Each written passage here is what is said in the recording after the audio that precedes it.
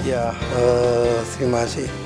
Jadi memang saya ini prosesnya unik ya, karena jujur saya katakan bahwa awalnya terjadi penolakan, baik dari keluarga maupun dari mitra kerja saya.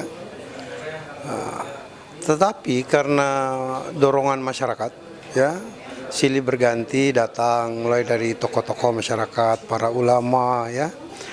Terus mungkin juga karena didorong pemilihan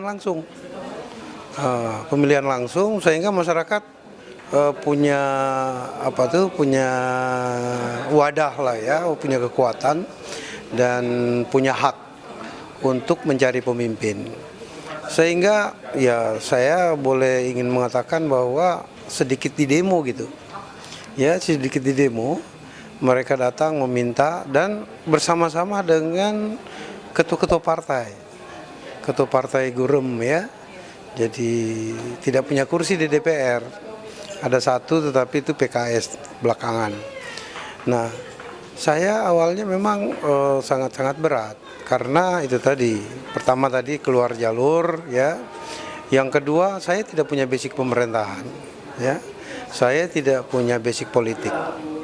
Nah, inilah sehingga saya jadi berat. Bagaimanapun juga kita kan ya sering kita mengatakan bahwa kalau ada pekerjaan yang dikerjakan oleh bukan ahlinya, tunggu kehancurannya gitu kan. Itu yang saya takutkan gitu. Ternyata saya karena desakan, saya menganggap ini adalah sesuatu yang mungkin saya takabur lah. Ingin mengatakan takabur kalau saya tidak mengikuti. Dan saya kira ini untuk menyatakan maju itu melalui proses yang sangat panjang, bagaimana memberikan pemahaman dan keyakinan kepada keluarga, keyakinan kepada orang tua maupun kepada kolega, mitra kerja dan sebagainya. Ya alhamdulillah ternyata memang saya bisa membuktikan bahwa disitulah awal masyarakat Bantaeng mau berubah. Saya menganggapnya ini adalah sebuah perlawanan rakyat ya yang ingin berubah, dan saya menganggap itu adalah sebuah modal saya untuk memimpin Bantaeng. Ya alhamdulillah awal saya jadi maju, saya menyatakan ya. Setiap saya datang ke daerah itu boleh dikata itu satu kabupaten itu menjemput saya tuh ya. Jadi memang ada sesuatu kekuatan dan saya pikir mungkin leluhur saya punya ikut campur lah, Tuhan ikut campur semua dan digerakkan hatinya oleh Tuhan ya.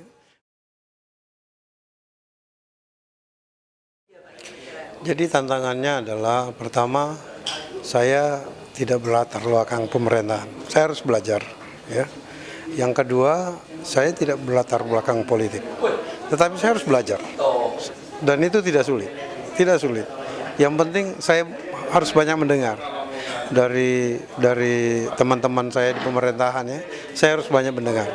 Karena jujur saya mengatakan bahwa saya menjadi bupati, yang pertama saya lakukan bukan memberesin orang tidak mendukung ya, tetapi bagaimana merangkul mereka, kita asesmen mereka ya, supaya kita tahu berapa besar kapasitas SDM yang kita miliki untuk membangun Bantaeng ke depan, Bantaeng yang lebih baik.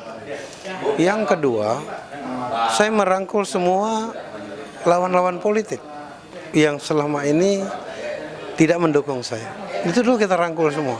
Karena ini adalah sebuah kekuatan.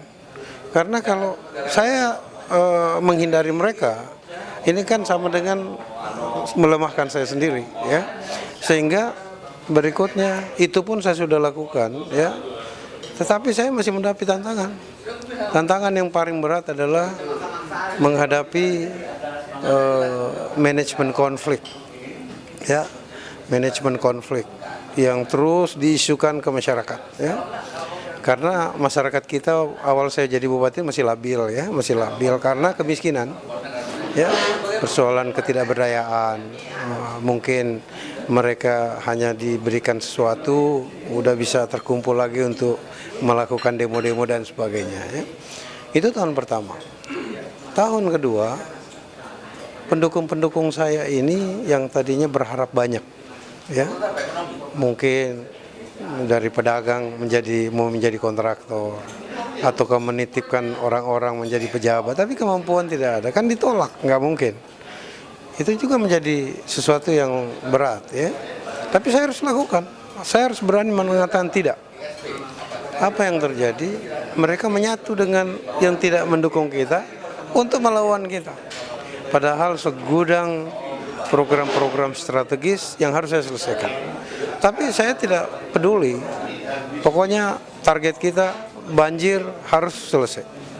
Karena kalau banjir terus melanda Bantaeng, saya kira tidak ada inovasi yang bisa tumbuh.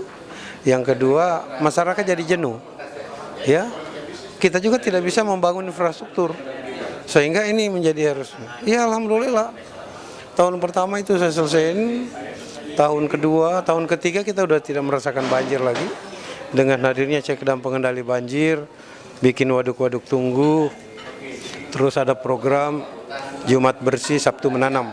Jadi setiap Jumat bersih Sabtu menanam. Itu sudah 7 tahun kita lakukan. Ya alhamdulillah, ya ini semua kita lakukan membuat masyarakat perlahan-lahan. Kota kami tata, ya, alun-alun kami bangun, pusat-pusat kuliner kita bangun, kawasan wisata kita bangun. Akhirnya kotanya menjadi bersih, menjadi hijau, masyarakatnya perlahan-lahan cinta kebersihan. Yang tadinya sembarang aja buang sampah, ya sekarang alhamdulillah.